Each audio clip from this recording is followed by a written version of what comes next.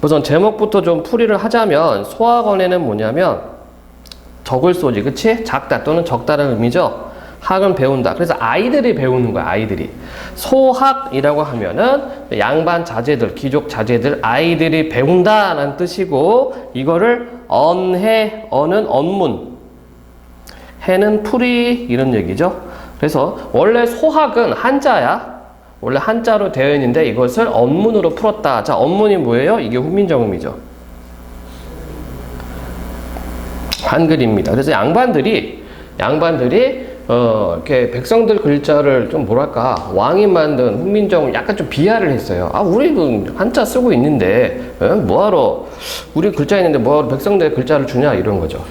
왜냐하면 정보가 곧 무기가 되는 것을 알고 있었기 때문에, 정보가 곧 권력이 되는 거니까. 그렇죠?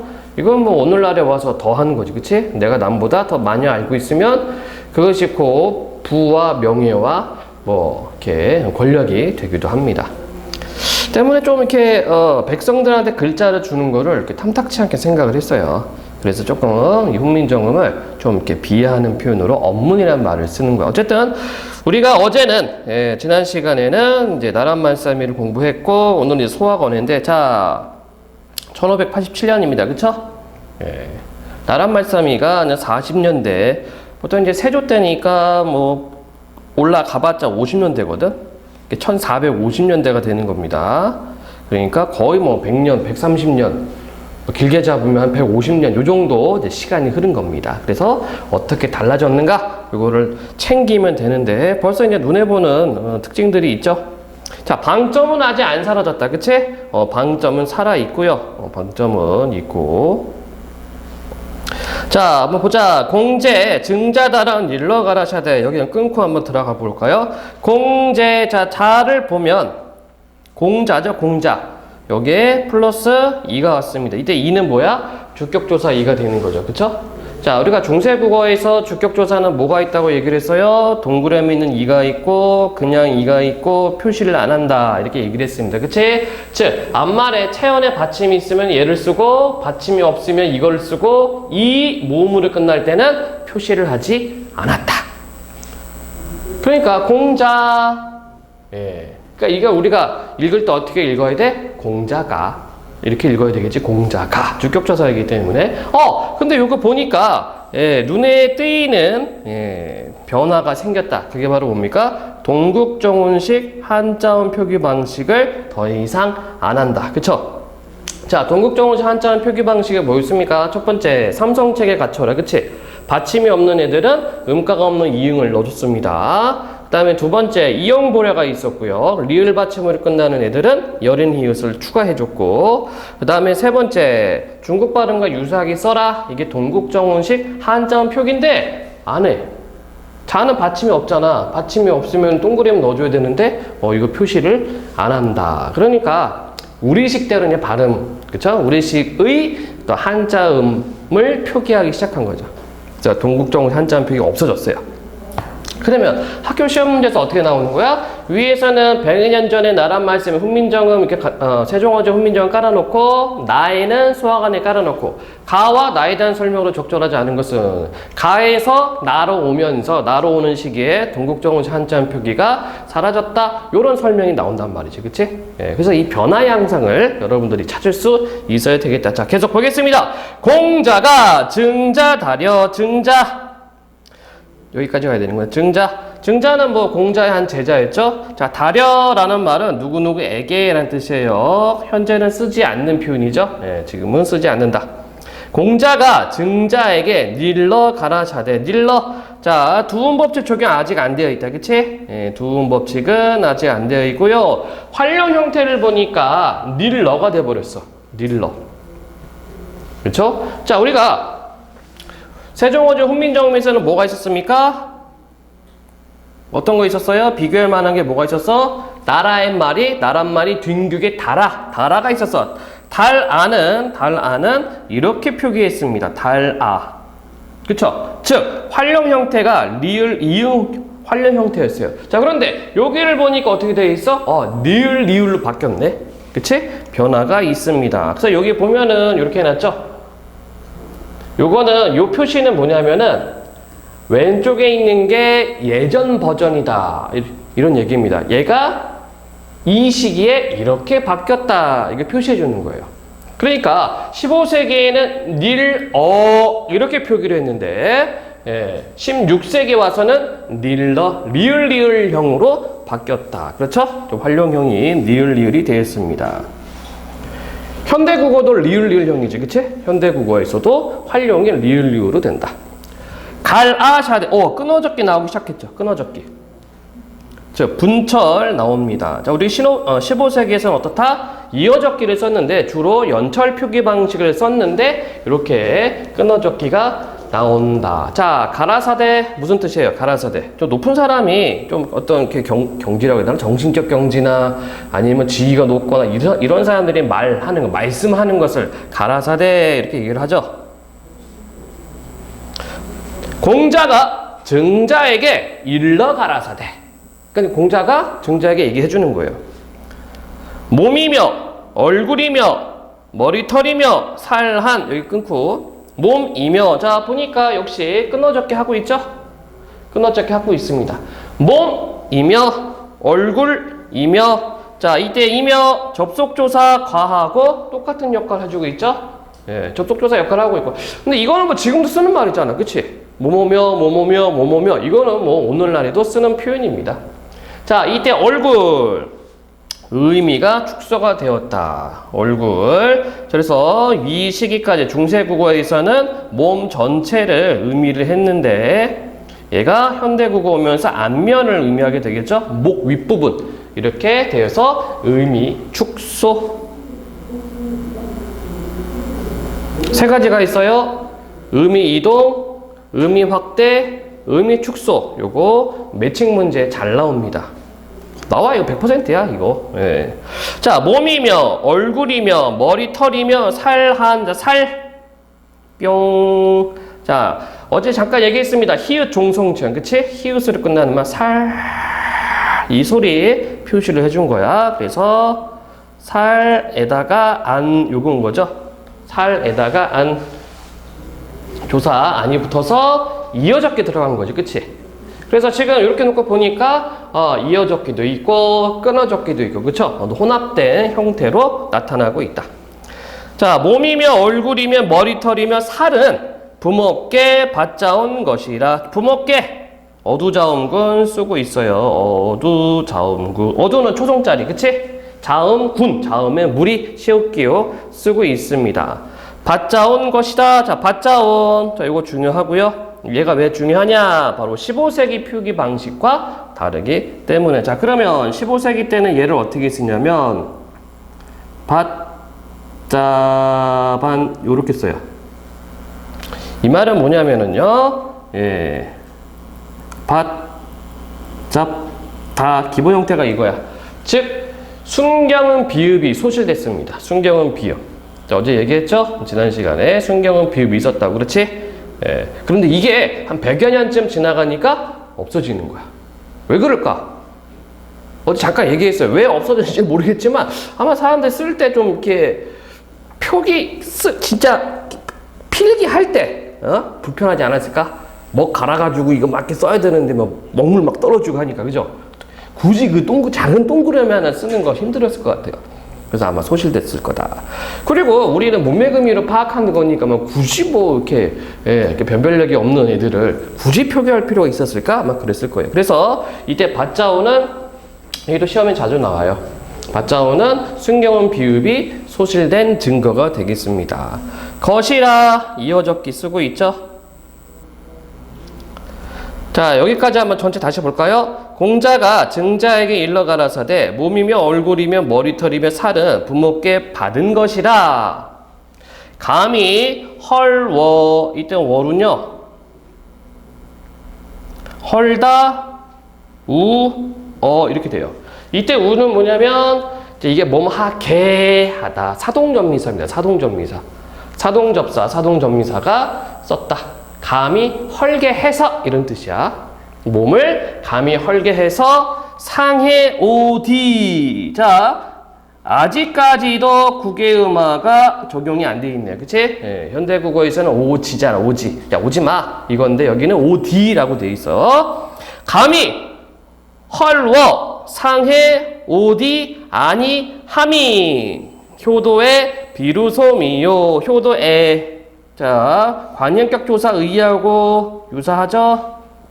관형격 의의하고 같은 거. 자, 그 다음에 여기 보면은요, 명사형 어미가 또 나와 있습니다. 그쵸? 역시 쓰고 있고요. 역시 끊어졌게 하고 있죠. 그치? 미음을 뒤로 안 넘겼어. 자, 다시요. 감히 헐어 상해 오지 아니함이 효도의 비르소미요. 자, 이거 보겠습니다. 이것도 시험 100% 출제가 되겠고, 왜냐하면 이게 바뀌었기 때문에. 뭐가 바뀌었냐? 모음 조화가 이제 깨지기 시작하는 거야. 자, 우리 얘기했습니다. 지난 시간에 초창기 때 훈민정음은 모음 조화가 거의 잘 지켜진다고 얘기를 했어요. 그쵸? 그런데 이게 한 100여 년 지나가니까 깨지기 시작한다. 자, 그렇다면은 이거의 기본 형태는 뭐냐? 비릇다 이겁니다. 비릇다. 그러니까 시작이다. 현대말은 뭐가 있어? 비롯. 이게 있죠? 이거 비롯. 그치? 예. 그런데 여기서는 비릇 이게 되겠고, 여기에 뭐가 왔냐면, 자, 명사형 어미 있다고 얘기를 했죠? 그리고 이오 이게 온 거야.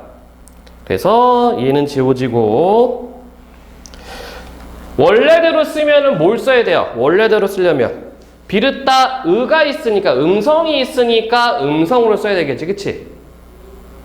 근데 여기는 뭘로 썼어? 오로 썼어, 오. 그러니까 이게 모음 조화가 깨졌다는 얘기입니다. 자, 그래서 얘를 만약에 15세기 표기법으로 쓰면, 물론 서술형에서 이거 조금 학교 선생님이 내신 조금 어렵게 낼 때 여기다 줄쳐놓고 기억해놓고 얘를 15세기 표기법으로 써라. 이렇게도 나올 수가 있어. 물론 주관식 없는 학교는 다행이지만, 또는 뭐 객관식으로도 보여줄 수 있겠죠? 기억을 15세기 형태로 표현한 것으로 적절한 것은 뭐 이런 식으로 문제 나오겠지.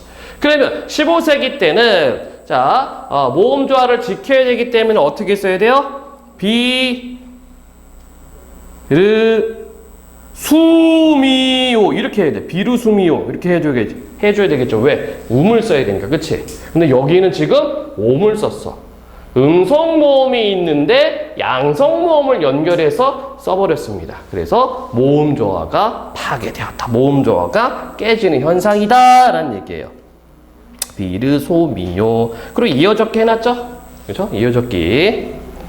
자, 그래서 처음 출발 이런 뜻입니다. 다음 몸을 세워. 자, 세워도 마찬가지야. 이 워가 여기 워예요. 서다 세우다. 그치? 서다 세우다. 예. 사동형 사동 전미사가 되겠죠? 그리고 어가 똑같은 겁니다. 여기도 써보면 이렇게 세워 이렇게 되는 거고, 어는 연결음이고, 그쵸? 자, 몸을 세워 도를 행하야 여긴 또 모음조화 계속 지켜주고 있지, 그치? 모음조화가 지켜주고 있습니다. 몸을 세워 도를 행하야 일홈은 이름을 끊어적게 하고 있습니다. 이름을 후세에 베퍼써. 자, 어두자음구는 있네요.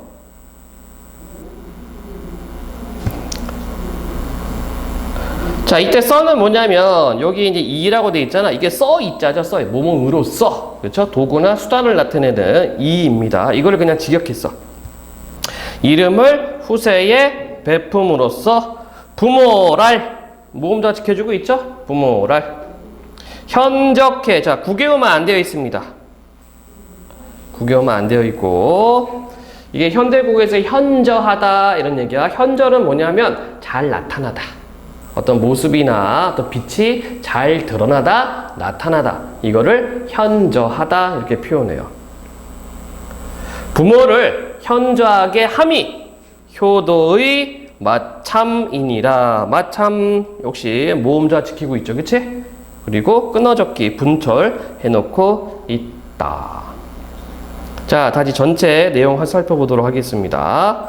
공자가 증자에게 일러 가라사대 몸이며 얼굴이며 머리털이며 살은 부모께 받은 것이라 감히 헐게해 상해 오지 아니함이 효도의 비르솜이요 비롯함이요 효도의 출발이요 몸을 세워 도를 행하여 이름을 후세에 베품으로써 부모를 현저하게 함이 효도의 마침이니라 이렇게 되어 있습니다. 요거 사자성어 뭐라고 하죠? 사자성어 뒷부분 몸을 세워 이름을 후세에 베품으로써 부모를 현저하게 한다. 사자성어 뭐 있어요? 입신양명 몸을 세워서 이름을 떨친다. 입신양명이죠. 입신양명.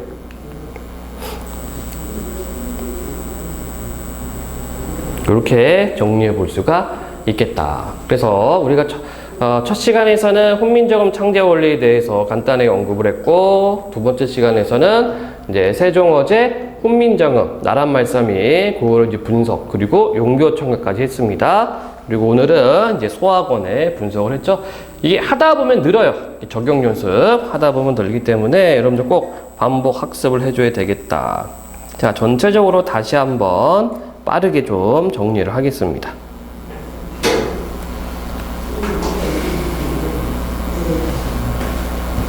자, 공제. 자, 동국조사 한자음 표기가 사라졌죠?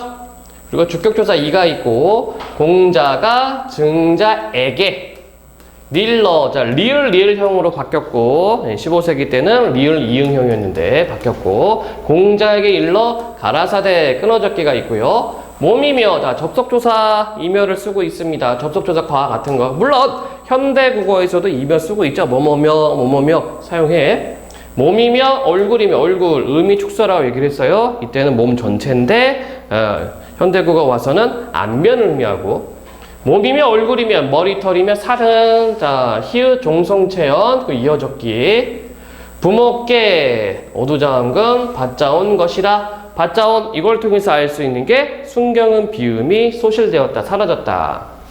감히 헐게해서 상해 오지, 자, 구개어만 적용 안 되어 있고요. 상해 오지 아니함이 효도의, 자, 관현격조사 의랑 같은 거, 효도의 비르솜이요. 자, 모음조화가 파괴되고 있다는 것을 확인할 수가 있고, 이어적기. 몸을 세워 도를 행하야, 모음자, 여기는 모음조화 지켜주고 있죠. 이름을 끊어줬기 후세에 베품으로써, 자, 써이자를 그대로 직역했습니다. 부모랄 모음자 지켜주고 있죠. 현적해 구개어만 안 되어 있고, 현적해 함이 효도의 마참이니라 모음자 지키고 있고 이어적기를 하고 있다. 자, 질문 있는 친구들은 질문하시고, 없습니까? 네, 없으면 네, 문제 적용 방식 보도록 하지요. 거기가 112조 이렇게 되어 있죠. 네.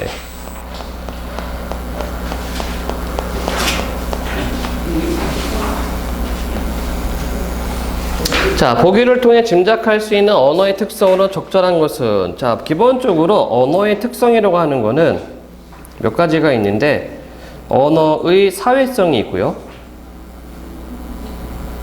언어의 사회성이라는 것은 그 언어 공동체, 그 언어를 사용하는 공동체는 그 안에서, 그 사회 안에서 통용된다는 거야. 이게 언어의 사회성입니다. 그래서 뭐 개인이 만든 말이 그 사회에 통용되지가 않죠. 그래서 우리는 한국말이 이 한반도 상황에서는 통용되는 말이고, 그렇죠? 이런 거를 언어의 사회성이라고 합니다. 그 다음에 언어의 규칙성이라는 것도 있어요. 언어의 규칙성은 이제 뭐 규범이 있다.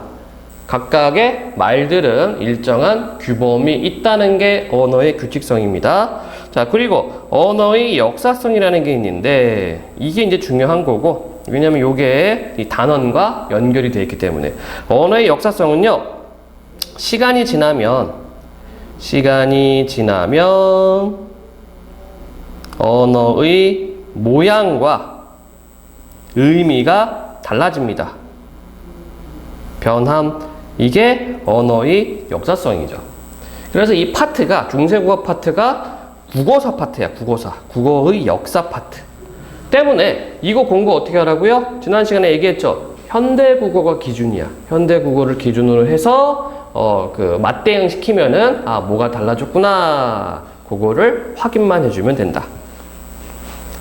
자, 1번 보기를 통해 짐작할 수 있는 언어의 특성으로 적절한 것은 국어는 시대별 특징에 따라 일반적으로 고대, 중세, 근대, 현대 국어로 나뉜다. 삼국시대부터 통일신라시대까지의 국어를 고대국어, 고려 건국 이후 임진왜란이 발생한 16세기까지의 국어를 중세국어, 17세기 초부터 19세기 말까지의 국어를 근대국어, 가보개혁 이후부터 현재까지 쓰고 있는 국어를 현대국어라고 한다. 자, 이 부분을 볼까요? 고려 건국부터 임진왜란 때까지를 중세국어, 그 이유가 근대국어입니다.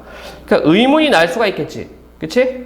왜냐하면 다른 것들은 시대로 구분했는데 왜 중세국어는 왜 임진왜란에 끊느냐 이렇게 볼 수 있겠죠. 그 이유는 뭐냐면 당시 한반도 상황을 보면 돼요. 전쟁이 땅 터지니까 사람들 어떻게 돼? 임진왜란이니까 이제 밑에서 위로 도망가겠지. 사람들이 피난하기 시작합니다. 피난하다 보니까 어떤 일이 발생했냐면 말이 뒤섞여. 그렇죠? 말이 막 뒤섞이고 이때 된소리가 많이 생겨요. 막 급하니까 말을 빨리빨리 이렇게 하게 되거든. 그러다 보니까 된소리가 많이 생기고 각각의 지역 말들이 뭐 섞여서 새로운 표기 방식도 나오기 시작하고, 그리고 또 외래어가 많이 생겨. 일본 애들이 막 들어오고 명나라 애들이 막 들어오고, 그렇죠? 그 다음에 병자호란 같은 경우는 어때요? 청나라 애들이 들어오고, 그치? 그러니까 여진족, 만주어, 중국어 이게 막 들어오는 시기야. 때문에 그 전의 양상과는 한반도 상황이 달라지게 되면서 언어 변화가 크게 생기는 거야. 그래서 이 임진왜란부터 근대국어로 기준을 잡는다. 이거 학교에서 설명해주는 선생님 거의 좀 드물어. 이것도 마찬가지로 그냥 넘어가 버리거든. 예. 아마 여러분들 학교 선생님이 이렇게 이거 뭐 전쟁 상황으로 인해서 사람들이 막 도망가다 보니까 말이 뒤섞였다. 그래서 전 시기의 언어와 차이가 발생했다. 이렇게 설명해 주신 분은 수업 열심히 준비하신 분. 알겠죠? 보통 이제 젊은 선생님들이 열심히 좀 하시려고 하는데 나이가 드신 선생님들은 그 매너리즘에 빠져가지고 그냥 기존에 했던 대로 넘어가는 경우도 있어요. 자, 어쨌든 1번 언어는 내용과 형식이 결합하여 나타나는 기호체계다. 언어는 그 언어를 사용하는 사람들 사이에서 이루어진 약속이다. 이게 사회성이에요. 언어는 고정되어 있는 것이 아니라 시대에 따라 끊임없이 변화한다. 이게 역사성. 언어는 한정된 자음과 모음만으로 새로운 단어와 문장을 무한히 만들어 쓸 수 있다. 창조성 또는 창의성이라는 말도 씁니다. 언어는 나타내는 의미와 그것을 표현하는 형식의 관계가 필연적이지 않고 자의적이다. 언어의 자의성 이렇게 되겠죠. 답 3번이죠 뭐. 그치? 언어의 역사성 흐름이기 때문에. 자, 두 번째 문제. 중세 국어의 특징을 정리한 내용으로 적절하지 않은 것은 의문. 어두자음군이 존재했죠. 어두자음군이 있었습니다. 그래서 비읍 계열과 시옷 계열이 있었고요. 두 번째, 문법. 주격 조사로는 이와 이가 쓰였다. 그렇죠? 안 쓰이기도 했습니다. 앞말의 체언이 이모부를 끊는 경우에는 쓰이지 않기도 했다. 3번, 어휘. 이전 시기에 비해 한자어의 쓰임이 증가하였다. 그렇죠? 이건 당연한 거야. 한자어는 왜? 이것도 한반도가 이렇게 있고 과거에는 이제 문화와 문물이 중국을 통해 들어온단 말이야. 그치? 그렇죠? 그러니까 시간이 지날수록 더 많은 문물이 전파가 됩니다. 때문에 고유어하고 한자의 경쟁에서 고유어가 밀리기 시작한다. 네 번째, 표기. 소리 나는 대로 적는 이어적기가 일반적이었고요. 그 다음에 한자 문화권의 영향으로 새로 쓰기를 하였고, 여기는 맞죠? 띄어쓰기 하였다? 아니요. 자, 띄어쓰기는 언제 하냐면 독립신문 창간사에서 처음 나옵니다. 독립신문 창간사. 그러니까 이제 19세기 말 요때 생겨나죠. 그래서 5번이 틀렸다. 세 번째, 다음 중 글자 표기 방식이 다른 하나는 누가 봐도 4번이죠? 그치? 왜 그래요? 1, 3, 5, 2 얘네들은 뭐니? 이어적기. 4는 끊어적기. 이렇게 구분이 되죠. 그러니까 이런 변별력들을 여러분들이 빨리빨리 찾아야 되겠다. 자, 그러면 3번 문제 어떻게 또 변형해서 나올 수 있을까? 나머지들은 다 모음조화 해놓고, 그치? 하나는 모음조화 파괴한 거 넣어놓고, 이렇게도 문제 만들 수 있겠지. 네. 다들 눈이 뻘겋구만. 이겨내는 거야! 자, 그래서 3번은 나머지들은 다 이어적기고요. 소리 들어 적었고, 4번은 끊어적기를 했다. 4번 문제입니다. 이 글의 각 구조를 현대어로 풀이하였을 때 적절하지 않은 것은 아이고, 뭐가 빠졌다? 아, 그러네요. 그렇죠? 불이 깊은 남간. 자, 이것도 빠르게 우리 한번 해봅시다. 불휘는 뿌리였죠, 뿌리. 자, 그런데 여기 이모음으로 끝났기 때문에 주격조사 표시 안 되어 있죠? 깊은 연철이고, 이어적기고, 남간 역시 연철이고요. 바람에 역시 연철이고, 이때 바람은 뭐라고? 부정적 세력들, 그쵸? 부정적 상황. 아니, 밀세는 뭐뭐 임으로. 곧. 자, 요게 이제 특이사항이라고 얘기를 했습니다. 중세국어는 팔종성을 적용을 했는데, 이 지읒은 팔종성에 해당하는 애가 아니야. 그래서 이거를 왜 썼는지를 모릅니다. 곧, 교코. 자, 얘도 이제 특이상황이 되겠지. 그치? 국어만 적용이 안 되어 있고요. 그런데 축약이 들어가 있어. 축약이. 곧, 교코. 여름, 하나니. 여름 여기서는 열매의 의미이고, 의미 이동이죠. 현대국어 와서 여름은 계절을 나타낸다. 하나니, 많으니. 그래서 뿌리 깊은 나무는 바람의 안유 힘으로 꽃 좋고 열매 많으니. 그래서 뿌리 깊은 나무가 의미하는 것은 튼튼한 조선을 의미하고, 바람은 조선의 부정적 세력이 되겠고요. 꽃과 열매는 찬란한 조선의 문화들. 이렇게 생각하면 되겠다. 자, 그리고 여기랑 여기는 대꾸라고 얘기를 했었습니다. 샘이 깊은 물은 마찬가지 샘 플러스 이 주격조사 동그라미는 이를 썼죠? 이어적게 해놨고, 샘이 깊은 물은 이어적게 하고, 원순 모음화가 안 돼 있어. 자, 그 기준은 항상 뭐라고요? 현대국어. 현대국어는 현대국어는 물이잖아, 물. 원순 모음 되어 있는데, 여기는 지금 안 되어 있다. 가말에 아니 그칠세. 가뭄에 아니 그칠세. 자, 가말에 가뭄도 마찬가지 위에 있는 바람과 같은 것들, 조선의 부정적 세력들, 부정적 상황들. 샘이 깊은 물은 가뭄에 아니 그침으로 내가 이루어져. 이러는 이루어져. 발 아래 간다. 발알 역시 이어적기죠. 발알 바다에. 이제 바다는 찬란한 역사, 무궁한 역사. 바다에 간다. 이렇게 표현했습니다. 자, 적절하지 않은 것은 뿌리 깊은 나무는 바람에 움직이지 아니하므로 움직이다 휘다 좋습니다. 꽃이 적고, 여기 틀렸네. 그쵸? 네. 적고가 아니라 꽃 좋고 열매 많습니다. 샘이 깊은 물은 가뭄에 그치지 아니하므로 내가 이루어져 바다에 갑니다. 그래서 아닌 거는 3. 자, 그래서 이런 것들은 기본 문제 유형이죠. 해석할 수 있는가 없는가. 그치? 이런 거 틀리면 안 된다는 얘기야, 여러분들. 자, 5번 문제입니다. 이 글에 나타난 어휘 중 모음조화의 사례로 적절하지 않은 것은, 자, 모음조화 사례, 양성의 양성끼리, 음성은 음성끼리인데 아닌 것 찾으면 되죠. 여기 양성이 있고 양성이고, 얘는 모음조화야.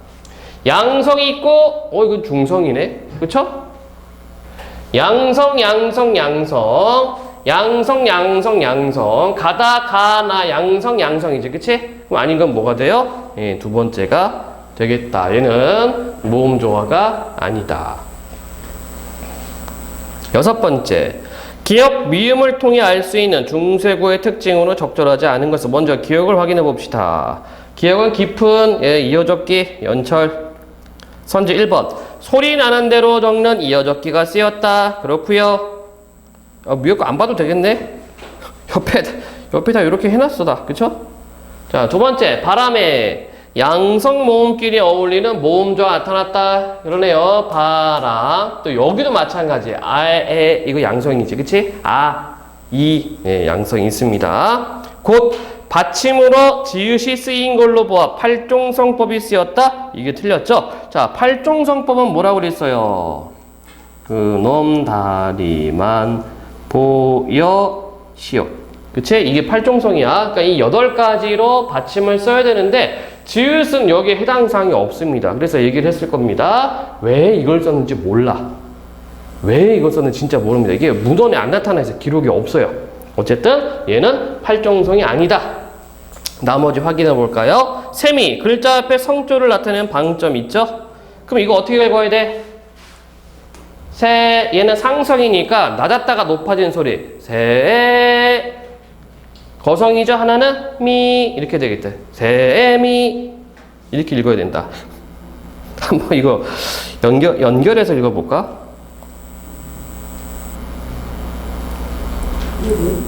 여기까지만 연결해서 한번 읽어보겠습니다. 샘이 깊은 물은 이렇게 읽네. 샘이 깊은 물은 뭐 그렇대요. 예. 아, 유튜브 찾아보면 120년 전인가 130년 전 한 100년 전 30년대다 1930년대 언어학자라고 해야 되나? 녹음 레코드가 올라와 있어. 100년 전 목소리예요. 약간 비슷해. 이 억양이 약간 비슷해요. 예. 재밌더라고. 그런 거 들어보면은. 그러니까 우리가 일상적인 대화랑 뭐 우리 수업할 때 얘기했어. 일상적인 대화랑 국어책 읽는 거랑 차이가 있지. 그치? 얘기했지만 이런 방점들은요. 억양 표시라고 얘기를 했어요. 그래서 이게 이때 당시에 국어책 읽는 방식이구나. 그렇게 생각하면 되겠죠. 일상적 언어가 아닙니다. 일상 언어 억양이 아니야. 이건 뭔가 읽는 억양이야. 자, 그 다음에 그칠세. 현대국어에는 없는 의문이 쓰였다. 뭐가 있어요? 여기 아래야. 그쵸? 아래야는 현대국어의 의문이 없다. 자, 그러면 또 정리해보자. 세종대왕이 새로 28자를 만드셨는데 현대국어는 24자만 쓰고 있습니다. 자, 그럼 사라진 게 뭐가 있어요? 아래야 있고요. 그쵸? 반치음 있고요. 그치? 또 뭐가 있나? 순경음 비음이 있고요. 또 뭐 있지? 하나는 뭐니? 하나. 기억이 안 난다. 그는 무슨 여린이웃이구나. 크, 드, 트, 프, 프, 츠, 츠, 여린이웃, 히읗. 그치? 옛니응, 리을, 반치. 미안. 이 연서 표현은 기본자가 아니네. 그래서 사라진 것은 옛니응. 요 4개구나. 아래야, 반치음, 옛니응. 요거 외워야 돼요, 여러분들. 외워야 된다. 어떻게 외워? 그는 무슨, 그쵸? 그 다음에 가획, 이체자. 이렇게 해서 17자. 우리가 첫 시간에 요거 이야기를 했습니다. 가장 중요한 핵심이라고 얘기를 했죠. 이거 모르면 중세국어, 맨땅에 헤딩하는 거야. 어려워요. 진짜로. 그래서 앞에 있는 기초적인 수업을 모르면은 꽈당 하는 겁니다. 자, 다음 문제 또 보도록 할까요? 7에서 13번. 나란 말씀이 나와 있죠? 다음 그림 읽고 물음에 답하시오. 7. 이 글에 드러나는 중세국어 특징으로 적절하지 않은 것은 어두장구는 사용되고 있죠. 그치? 찾아볼까? 어두장구 있는 거 바로 위에 있다. 여기 있죠? 여기 있고 팔종성법에 따라 표기했고요. 방점을 찍어 성조 표시했죠? 여기 방점들 나와 있고 명사형어미 기가 아니라 이때는 명사형어미 뭐가 썼어요? 옴과 두 가지를 쓴다. 음이 있는 곳이 어딥니까? 수매지, 수매. 그래서 이거 다시 분석하면 쓰다. 여기에 명사형어미 둘 중에 하나를 쓰는데 모음조화를 지키기 위해서 을 쓰죠. 음이 왔고 뒤에 조사에. 그래서 이어적기 쓰우메 이렇게 되겠죠. 쓰우메. 그래서 수메 됐습니다. 그래서 4번이 틀렸고요. 현대국어에서 쓰이지 않는 의문이 사용되고 있죠. 이건 뭐 당연한 거고. 8번 문제입니다. 빈칸에 들어갈 말을 이 글에서 찾아 쓰시오. 중세 국어에서는 비교 기준을 나타내는 부사격 교사. 이게 뭐야? 비교 부사격 교사지, 그치? 이거 여러분들 내신 100% 나옵니다. 이거밖에 없죠. 예. 어디 있어? 나라의 말이 중국에 중국과 달라. 요거죠, 요거. 그치? 여기 시험 100%야. 그 다음 문제. 9번 어디 갔지? 자, 보기 중, 다음 중 보기로 적절한 것은 어두자음구는 두 자음 모두 발음되었을 것으로 추측되며 현대국어로 오면서 대개 된소리로 변하였다. 자, 여기 던져놓은 게 뭐니? 어두자음구냐? 어두가 뭐였어요? 말의 맨 앞. 초성이 되겠지, 초성. 초성의 자음의 물이란 얘기야. 그럼 자음 물이 찾으면 되죠. 얘밖에 없네. 쉽잖아. 그쵸? 얘밖에 없어. 그래서 기본기가 되어 있으면은 문제 적용하는 건 굉장히 쉽습니다. 10번 문제. 현대국어로 오면서 단어의 의미 영역이 좁아진 것. 자, 의미 축소를 찾아라. 어린. 얘는 뭐가 돼요? 어린은. 어리석은의 뜻이었는데 현대국어로 오면서 나이가 적은 이런 의미가 되죠. 얘는 의미 이동이야. 의미 이동. 백성이. 백성은 백성이죠. 얘는 뭐 변한 게 없어. 놈이. 자, 얘가 의미 축소가 되겠다. 자, 중세국어에서 놈은 사람을 의미하는 건데 얘는 현대국어로 오면서 사람 중에 남자, 비하하는 말로 범위가 줄어들었다. 어여삐. 자, 여기 불쌍히라는 뜻이죠. 불쌍하다, 가엾다, 뭐 이런 뜻이었는데 얘가 현대국어로 와서는 예쁘다. 바뀌었죠. 그래서 얘는 의미 이동. 사람마다 없어요. 이거는 없어요. 자, 11번. 보기에서 설명하는 표기법이 드러난 단어. 받침이 있는 체언이나 용언 어간에 모음으로 시작되는 조사나 어미가 올 때 받침을 조사나 어미의 초성으로 이어 적는 표기법. 여기 너무 친절하다. 이어 적는 표기법. 그치? 이어 적기 찾아라. 요거네요. 어딨어? 여기 있네. 따라민이라. 자, 그러면 얘 기본 형태는 뭐가 돼요? 따람 이거죠? 여기에 이니라인데 여기 미음이 로 치고 들어왔습니다. 그래서 이어적기 따라민이라. 요런 문제는 쉽죠? 근데 학교에서는 이렇게 안 내우지? 여기다가 한 단계 업그레이드 할 겁니다. 어떻게 나올까 그러면은 이 설명을 안 주고 예를 주고 다음 보기 1과 같은 표기 방식과 유사한 것은 뭐 이런 식으로 문제가 나오겠죠. 12번째. 세종대왕이 글을 쓰면서 떠올렸을 만한 생각으로 적절하지 않은 것은 우리나라의 말은 중국의 말과 차이가 있고요. 백성들을 쉽게 익히기 좋은 글자를 만들어야겠군.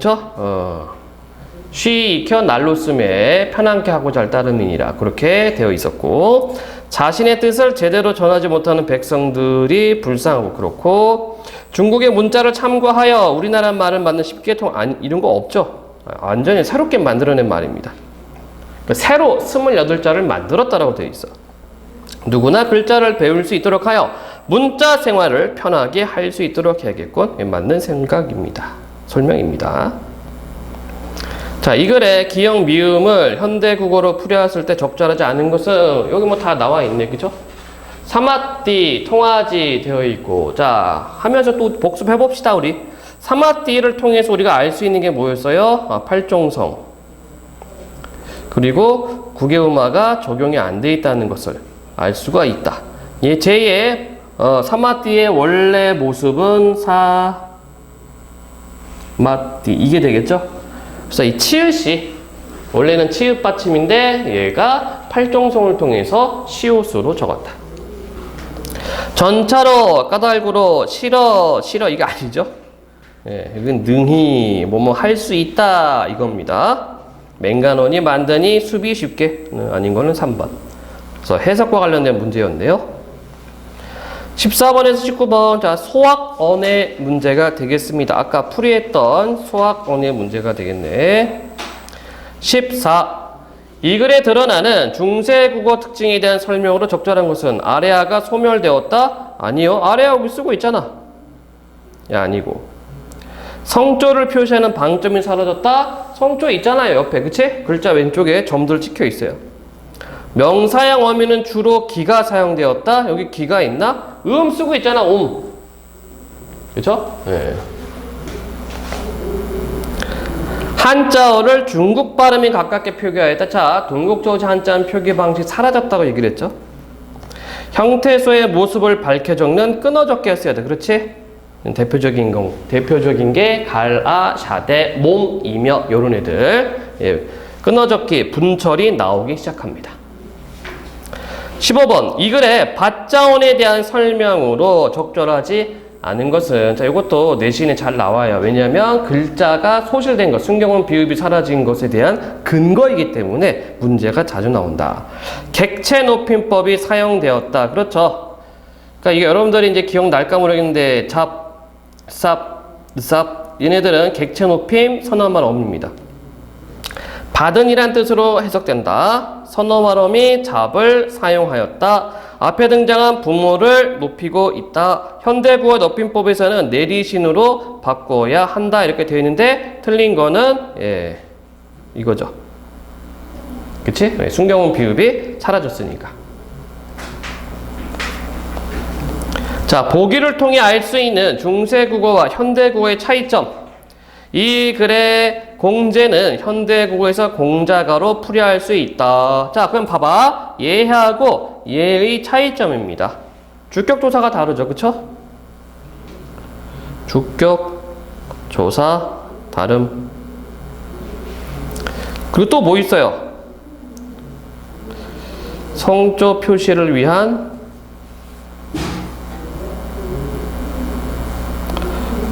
방점을 사용. 그렇지? 그냥 눈에 보이는 대로 쓰면 돼. 현대국어하고 중세국어가 비교했을 때 차이점 그대로 쓰면 됩니다. 또 하나 첨가하면 뭐가 있을까? 이어적기. 여기 그렇죠?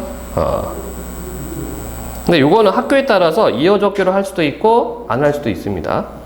학교 선생님 거를 따라가야 돼, 내신은. 그 다음 17번. A, B 들어갈 말을 알맞게 짝지은 것은 이 글에 몸이며 얼굴이며 머리털이며 살은이라는 구조를 현대국어로 풀어하면 몸과 그쵸? 예. 머리털과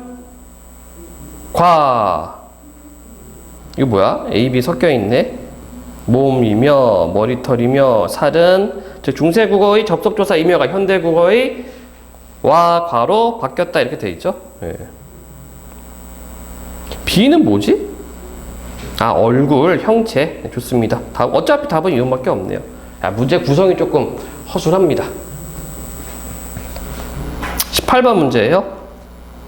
현대국어로 풀이했을 때 적절하지 않은 것은 증자다려, 증자에게. 맞죠? 다려가 에게. 가라사대 말씀하시기를 비르소미오 시작이요. 일을 함이 아니라 이름. 자, 계속 할게요. 이거 우리 문제 풀이하고 끝나는 거기 때문에 예, 문제 24문제밖에 없지. 예, 계속은 하겠습니다. 4번 틀렸고 마참이니라 마침 끝. 그쵸? 19번. 이 글을 이해한 내용으로 가장 적절한 것은 우리 몸은 죽을 때까지 부모님의 것이었구나. 입심양명하여 부모님을 들으는 것이 정말 큰 효도였구나. 이거네. 입신양명 아까 얘기했죠. 그치? 몸을 세워 도를 행하여 부모를 현적게 함이 효도의 마침이니라 이렇게 했습니다. 그래서 답 꼽아놓고 공자는 증자에게 자신을 부모처럼 잘 모시도록 아니고요. 부모님 곁에 살면서 인사를 잘 아니고요. 후세의 본인의 이름보다 부모님의 이름을 널리 하는 거 아니죠. 자기 이름을 알리면 당연히 부모님 이름도 나타나는 겁니다. 따라서 답은 2번. 자, 이렇게 이제 복합 질문으로 이제 문제가 나옵니다. 이걸 여러분들이 잘 해주셔야 돼요. 20번 문제. 가와 나의 차이점. 네, 이렇게 되어 있습니다. 가에서는 주로 아니죠. 가는 15세기이기 때문에 끊어적기가 아니고요. 2번. 가에서는 어두자음근 사용하였고 나에서는 어두자음근 사용하지 않았다. 나도 어두자음근이 있지. 부먹게 어디 갔더라? 살은 여기 있다. 부먹게 어두자음근 얘도 쓰고 있습니다. 가와 나 둘 다 어두자음근 쓰고 있어요. 뒷부분 틀렸고. 가에서는 높임 선엄한 어미를 사용하였고 나에서는 높임 표현이 소명을 대하다. 이건 보류할게요. 가에서는 단어 의미의 이동만 나타나고 나에서는 단어 의미 축소만. 이것도 이따가 다시 한번 찾아보고요. 가에서는 한자어를 동국정원식으로 표기하였고 나에서는 한자어를 현실음에 맞게 표기했다. 이게 맞네. 예. 그럼 뭐 나머지 안 봐도 되는 거지. 3번과 4번은 볼 필요가 없다. 왜? 5번이 답이 되니까. 21번. 가, 나에 쓰인 어휘 중 현대국어에서 그 의미가 달라진 예로 적절한 것은. 자, 의미 이동 찾아라. 답은 2번이죠. 어린. 중세국어에서 어린은 어리석은이고 현대국어에서 어린은 나이가 적은 이런 의미가 되겠다. 22번. 가나에 쓰인 어휘 중 보기의 특징이 나타난 예로 적절하지 않은 것은. 중세국어에서 주격 조사는 이 또는 이 형태가 주로 쓰였다. 말싸미, 백성이, 공제, 아니함이, 효도에라고 되어 있어요. 이거지. 얘가 뭐라고? 얘는 주격 조사가 아니라 관형격이라고 얘기를 했잖아. 그쵸? 5번이 틀렸습니다. 이렇게 골라낼 수 있어야 되겠고. 23번. 보기에서 설명하는 중세구의 특징을 고려할 때 가의 기역, 니은, 디귿에 들어갈 표기로 적절한 것은. 팔종성법이 적용되었다. 모음조화가 철저하게 지켜졌다. 한자음은 초성, 중성, 종성을 모두 적었다. 자, 기역. 이해 안 되죠? 이해 안 되죠? 그치? 왜냐면은 삼성체계를 안 지키고 있잖아. 즉 동국정원식 한자음 표기 안 지키고 있어요. 그럼 2번과 3번은 제끼고. 두 번째, 팔종성법이에요. 자, 1번 안 되네. 시옷으로 써야지. 그치? 네, 시옷으로 써야 되니까 1번 지웁니다. 그 다음에, 팔종성 모음조와, 그 다음에 초정종 종소 이렇게 되어 있습니다. 이렇게 놓고 보니까, 4번도 안 되는구나. 뒤에 문자, 그치? 여기, 동국정원식 한자음 표기가 아니죠? 삼성체계 안 지켰네? 답은 하나밖에 없구나.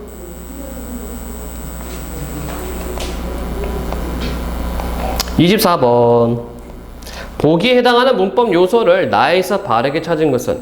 문장에서 목적어나 부사가 지시하는 대상, 즉 서술의 객체를 높여 표현하는 문법 요소. 자, 여러분 보세요. 목적어나 부사어를 높인다. 이거 뭐야? 객체 높임이죠. 그럼 현대국어에서 객체 높임 어떻게 높여? 즉 목적어하고 부사 어떻게 높입니까? 먼저 부사어를 높일 때는 깨, 그리고 특수어휘를 쓰죠. 그 다음에 목적어를 높일 때는 어떻게 해요? 특수어휘를 사용하죠. 요거 찾아라 이란 얘기네. 그치? 샤는 요거는 우리가 어제 수업을 진행했었습니다. 지난 시간에 얘기했던 거 샤는 주체 높임이고 주체 높임 선화말 어미. 잡은 객체 높임 선화말 어미. 것이라 이거는 아니죠. 이거는 종결어미고. 그 다음에 헐워의 헐 이거 뭐야? 후세의 예. 그럼 답이 없나? 아, 객체 높임 찾는 거니까 여기 있군요. 그치? 삽잡 짭 객체 높임. 답 2번 이렇게 확인하면 되겠다. 자, 질문요. 괜찮습니까? 여러분 고생도 많았고요.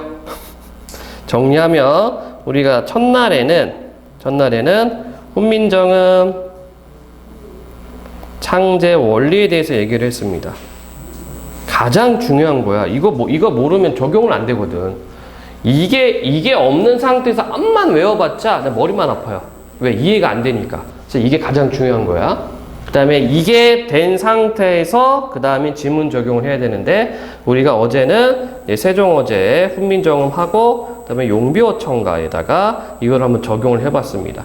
자, 중세국어 문법을 분석할 때 팁 뭐라고 얘기를 했어요? 현대국어죠. 현대국어. 현대 국어가 기준이 되는 거고 이거를 바탕으로 거꾸로 돌아가서 찾으면 됩니다. 그러니까 이것도 마찬가지잖아. 이거 객체 높임이네. 하고서 여기에서 객체 높임 표현법 찾으면 된다는 얘기죠. 자, 그 다음에 세 번째 이제 문제 적용. 오늘 문제 적용을 했습니다. 자, 다시 한번 정리하자면 기본적인 문법은 여러분들이 알고는 있어야 돼요. 기본적인 품사와 문장 성분에 대한 것은 깔려있는 상태에서 창제 원리 거의 뭐 암기하다시피 알고 있다면 웬만한 것들 다 뚫립니다. 그러니까 새로운 어떤 질문이 나온다 하더라도 접근을 할 수가 있다는 얘기죠. 그러면 여러분들 문제에서 선지 또는 박스 자료를 통해서 문제를 풀 수가 있겠다. 질문요. 없나요? 네, 3일 동안 고생 많았습니다.